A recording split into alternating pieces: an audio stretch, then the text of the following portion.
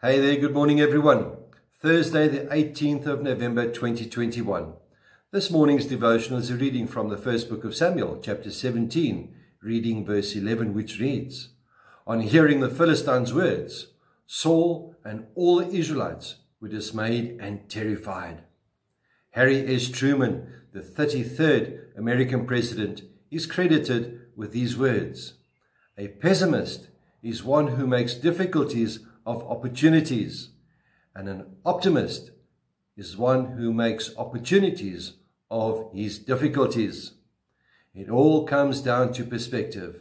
How we view things determines how we do things.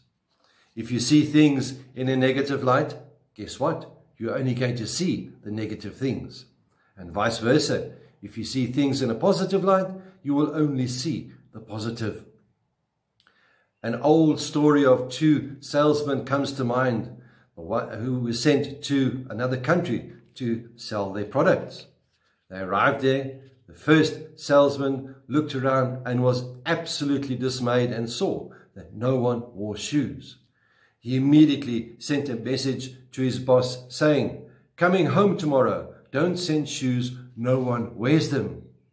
The other salesman, upon seeing what was happening before him, also sent a message back to his boss and said, "Send me as many shoes as fast as you can. No one wears shoes here." Same place, same people, different perspective. Now we go back to the Israelites and Goliath. While the king of Israel and the Israelites were dismayed and terrified of what Goliath had to say, here comes David, the young shepherd boy. Remember, he had been anointed as the future king of Israel. And he sees the same situation through God's perspective.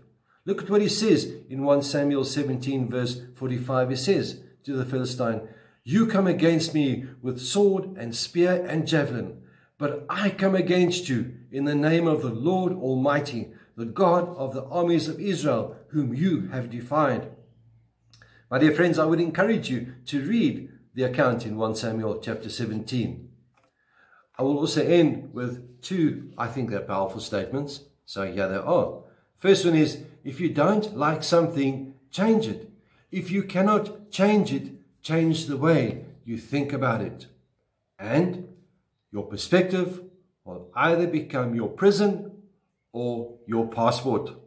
The choice, as always, is yours and yours alone to make. Let us make the right choice and stop living in that prison of negativity, in that prison of fear. May the Lord be with you. May he bless you. May he cause his face to shine upon you and be with you always. Goodbye.